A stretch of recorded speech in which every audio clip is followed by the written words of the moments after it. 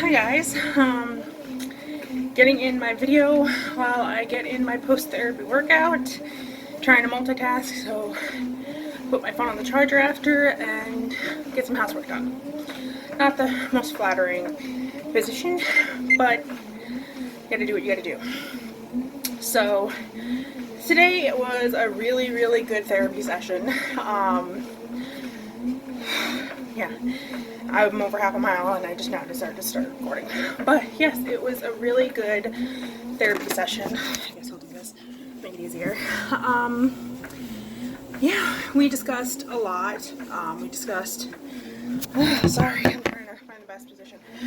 We discussed my non-existent relationship with my younger brother. He's 2 years younger than me. 2, 3, something like that. Anyway. We discussed, why we don't talk, how long it's been we talk and stuff like that. We discussed, how I was depressed for a week. We talked about so much. And, we went through everything we discussed in the past week during the session to see how things are going, see if there's anything we can touch on. And something like, sometimes you realize things when you're talking that to someone else and when they give you feedback that you never realized before. We were talking about my now ex-stepfather. His name is Robert. I was going to think of a pseudonym for him, but he deserves no protection. Robert was in my life from before I was born. He was friends with my uncles and my mother before, they got together. Robert is chauvinistic, mentally abusive, emotionally abusive, sexually abusive, or was, story for later, and so much more. And from a young age, he was very into drilling gender stereotypes into my head. To him, females were worth less, they were only there for men, and so much more. So it was drilled into my head from a young age that I was worth less because I'm female. And if I wore dresses or skirts as I was expected, especially because I was raised Jehovah's Witness, I needed to sit ladylike. Girls didn't do this, they didn't do this, they shouldn't do this, yada yada yada. I'm pretty sure you can picture someone either in your life or from movies that had a similar mindset. Now, things change subconsciously, obviously. And she asked me an excellent question that got me thinking all the way home. She asked me if the way he treated me and the way I was raised could have affected my gender identity and gender expression. And I had never thought about that before. Like, she didn't use these words, but it's what came to mind with me is internalized misogyny. Like, in my mind, I was trying to become better. Like, I'm trying to, I'm still working through everything we talked about, but I had to get this all out while it was fresh. And like I said, while I'm working out and still in the euphoria stage from getting the high from working out. But yeah, and it makes me wonder, do I identify as that because I'm trying to be stronger? I'm trying to be someone that, even though I don't talk to him, someone that he can't hurt, someone that he won't target, even though he's out of my life, has been for 12 years. But there will always be people like him. Am I shunning everything towards being a female, even though I do like feminine traits? Am I identifying as male because I was raised to believe that was better? So it brings up all these questions and am I identifying as wanting to be male?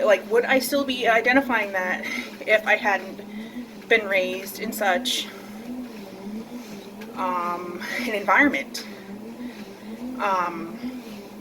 Would I still wanting to go through these transitions if I didn't have him as a father figure? Even though I don't consider him my father figure, he was there in that what was supposed to be that position of parental guidance.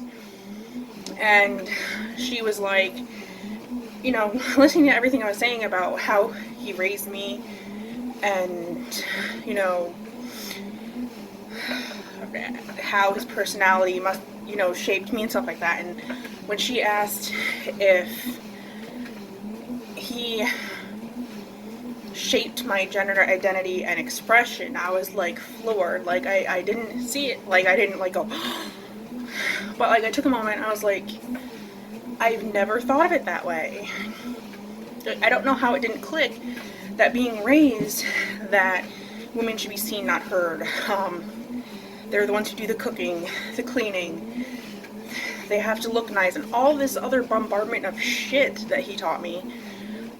Did I take that and then in my mind decide I wanted to be more, and I wanted to be stronger, and I wanted to be someone who couldn't be hurt? And I'm not saying obviously that men can't be hurt, but in my personal situation, he targeted me not just because I wasn't his and I knew it, but because I'm a female.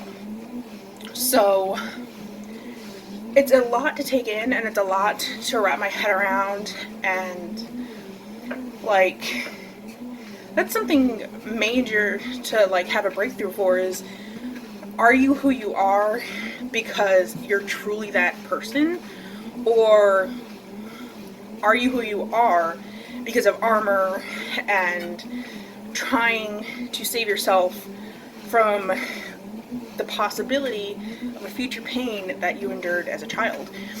And I know there are certain things I do as a result of my trauma as a child. There are things I obviously have to overcome. My post-traumatic stress disorder. I will live with borderline personality disorder the rest of my life. OCD tendencies, which are low on my list to take care of because, they're not as much of an inconvenience as everything else. My anxiety, so on and so forth. So I really do I've always loved psychology. It's always fascinated me. I aced in high school. I thought about going to college for psychology, but I really would like to get to the root of this. I mean, I'm going to do some more research to find out like some statistics.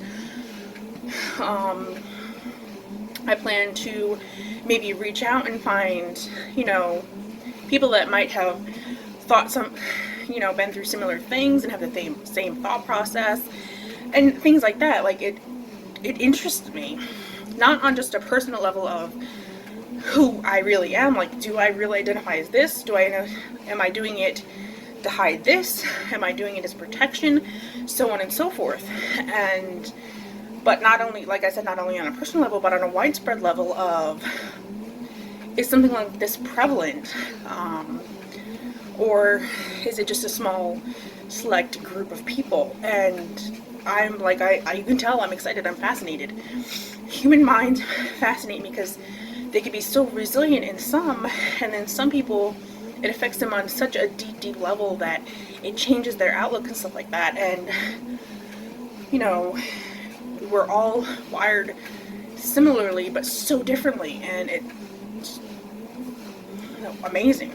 So, yeah, I'll definitely give you guys an update as I find things out. I'll write things down so I don't forget, so I don't, misquote. I have another therapy appointment next week, so I'm hoping to get a bunch done to further discuss this with my therapist next week, and hopefully make some more progress on this level. And like at first I was like, I just want to be a better parent, I want to be a better wife, I want to be a better overall human, and because I thought those were the like big important things and things that I should be tackling first. And then this came up, and not say that it's not important, because obviously who you identify is important, but this seems like, for something so big, like the simplest thing to tackle, which is weird to me, but that's how it goes. But yes, I will keep you guys updated on this journey of who the hell am I. I've always struggled with who I am. I think I figured it out, and then something comes from left field, and I'm sure a lot of you can identify. If there's anything you're curious about, anything, you know, about my background, about therapy sessions, whatever, feel free to let me know. So I'm gonna hurry up and finish up this workout so I can work on some dishes and play some board games with the spawn. So until next time.